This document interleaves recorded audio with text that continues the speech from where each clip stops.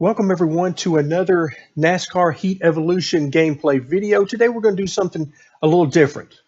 In thinking about what videos I wanted to do next, I had a couple of ideas, but one thing as I was doing some testing really stuck out to me, and that's what I want the video to be about today. We're going to look at not Texas in and of itself, but it just simply offers a great test bed for this, and that is the relationship between the engine gearing and the amount of grill tape you can use on the front of the car.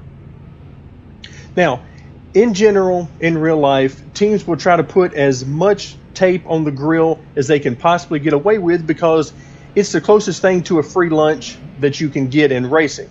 The reason I say that is because putting tape on the grill that you can see, by the way, if you're not familiar with where exactly the tape goes, the car model used in the game leaves a lot to be desired, but look at the area, you see the Geico emblem on the hood. Look down below that, below the Chevy emblem, down to the Chevrolet SS emblem, and then just below that is the grill area. Again, that's vaguely where it would be. And basically, NASCAR allows teams to put as much or as little tape on that area as they would like under most circumstances. The plate tracks of Daytona and Talladega are different, but in general, teams can do what they want with this particular area. Now, so what are we dealing with? How much tape do you want to put there? Well, let's go into the garage and let's look to the far right-hand portion of the screen. We're going to be looking at the miscellaneous settings and the gear settings, which is down immediately below that. Now, for the purposes of this demonstration, I am using a gear that I would definitely not use during a race, and you'll see why shortly, basically because it's slow. But what I did was I'm using a 2.80 rear end ratio and then a fourth gear that is less than the standard 1.0. Generally, you'd run a 1.0 rear gear for fourth gear. But this time I'm going to run a 0.85. That's because I want the gear, if we try to make an adjustment here, you can see I can go up on the numbers, which will make the RPMs in turn go up, but I can't go any lower than 2.8, so the only way to get an end result lower than 2.8 is to start messing with the fourth gear and making it lower as well. So what I did was I made it a 0.85 to get a lower gear now, and then I wanted to simply test out how much grill tape. Now in this case, the grill tape number is the third from the bottom in this particular miscellaneous settings section. And you can see right now I have it set at 95%. You may be thinking, wow, 95% is a bunch. I mean, that's all but completely closed off in the front of the car. You must be working on qualifying settings. No, I'm actually not. And to show you that, and this is where I started to get surprised by what the game is doing. All right, so we're going to get out on the track. And then again, this is not exactly scientific. And I'm going to break some rules, and I'm going to immediately go out onto the track because our purpose here really isn't about lap time and seeing how far we can push things on anything other than grill tape. Now you can see the engine is lugging quite a bit because we're not even quite to 6,000 RPMs. Now a normal NASCAR Cup engine would run, well, actually it would run well over 9,000 if NASCAR didn't implement certain rules. But basically, they're going to run the most RPMs that NASCAR is going to let them by with. Now, I'm going to run a few laps here, and we're going to see what the engine temperature looks like. If you're not familiar with in-game how to get that, I'm going to tap B once, and that's going to bring, in the top left-hand corner, it's going to bring several things, including fuel, damage levels or wear levels, and then oil temperature. Now they only give you oil temperature. They don't give you anything with water temperature, but we'll just work with the oil temperature because that's what the game uses to see if you're overheating or not. As you can see, we're now over 204, 205, 206, and climbing, which is what you would expect, quite frankly, from using 95% grill tape. But you'll also notice that with the gear I'm running, we're also just barely over 6,000 by the end of the straightaway. So we're not running very much RPM at all. And I can easily run this track wide open with this particular setup. So you can see our oil temperature has risen to 218. Okay, and we're just going to keep going. Again, lap time isn't really the end-all be-all right here, because we're simply testing how much grill tape can I use, because in NASCAR, as I mentioned earlier, it's the closest thing to a free lunch. Now, let's talk about why that is. You want to use as much as possible because it does two things. First of all, it increases the amount of front downforce you have on the car, which is good for grip. The more downforce, the more grip. The second thing it does is it lowers the drag on the car. So the more tape you have, more downforce, and the less drag, both of which are wonderful, and that's why it's called the closest thing to a free lunch. Now, the byproduct of that is that it makes the engine temperature go up. So you have to be very careful, and teams will generally push that line as far as they possibly can. In fact, they even go into different types of grills. Grill setting, you may be thinking it's just a simple wire mesh right on the front of the car. Well, no, not anymore, because teams have figured out that the different types of meshes with the different amounts of spacing in between the mesh can affect airflow into the radiator, and teams have also spent lots of time and effort and money, consequently, on radiators, getting better radiators, better airflow, better everything, so that they can put as much tape on that grill as humanly possible. All right, as you can see, we've now reached 230 degrees of grill temperature. And we now reach 231. Now, previous to recording this video, I did a 10-lap run, and the grill temperature, or the engine temperature, sorry, never got above the 231. Now I am in traffic here, running right up behind another car, which I'm not sure in this game means anything to the grill temperature. And you can see I'm running at 231. This is a race setup. I could legitimately run this in a race because I'm not overheating. Now, shortly after this, if you push the oil temperature much above this at all, it would start to overheat and you would have trouble. But basically, I'm just fine with it as is. And I can run lap after lap with my oil temperature right at 230 degrees. And I thought, that doesn't even sound right.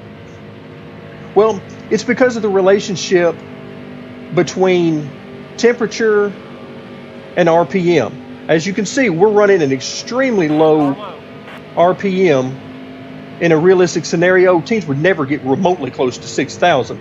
In fact, on a track like this, they routinely don't drop below 7,000 or so RPMs in the corners. So you can see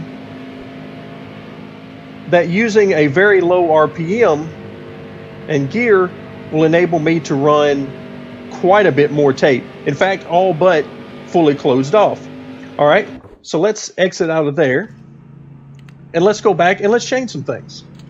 Let's see what happens if I go, let's go back to a 1.0 fourth gear. And now let's go up to a 3.33 rear end. And let's see what happens. Now, I'm going to run this all the way down to 50% grill tape. Save the setup. So 3.33 rear gear, 50% grill tape, and now let's run that. Again, unfortunately, this game doesn't allow us to ever just test alone on the track, so you just sort of have to deal with what you've got as far as traffic during a practice session. But let's run this and see what we get. Again, I'm going to press the B button one time, bringing up our display in the top left-hand corner of the screen about car status. And let's just run a little bit and let's see what kind of oil temperature we get. You can see we're already above 190 and well on our way to 200. And again, we're not going to spend a whole lot of time worrying about what type of lap times, because quite frankly, I'm spending most of my time looking in the top left-hand corner of the screen rather than on the track and trying to hit my marks. So we're at 2:07 right now.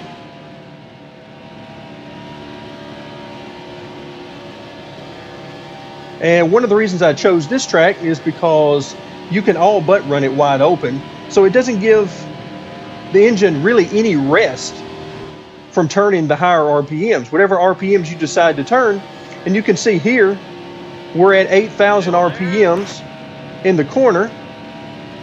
And if we can keep the AI from running over us, because it doesn't like the fact that we're on the track with them, then we'll see how high the RPMs get. Now, oil temperature is now over 220.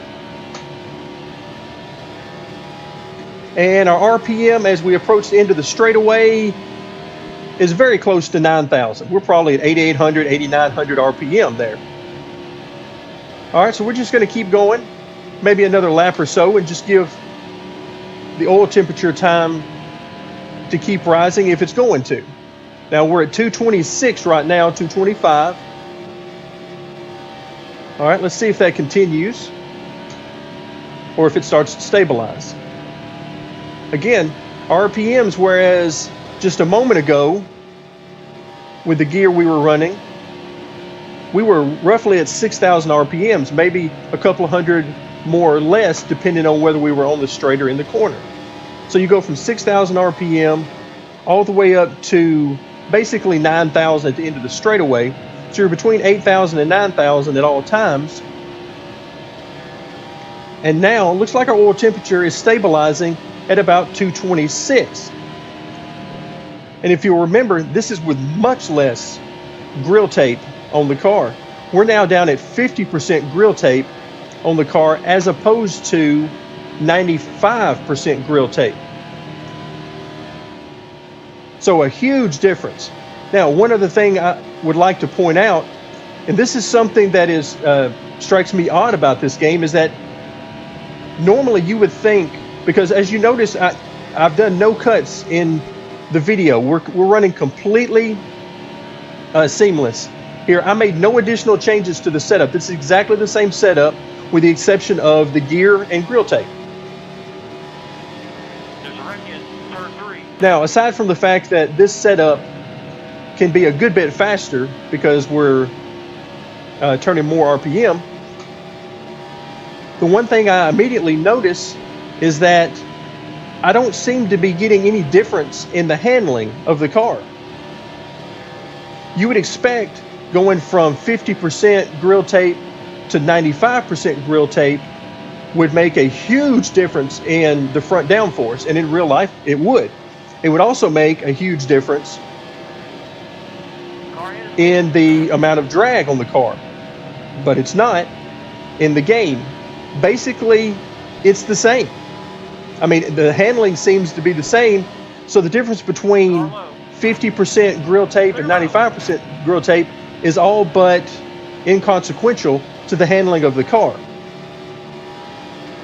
And as you can see, we're actually faster. Of course, we're getting more toward what the RPM of the engine wants.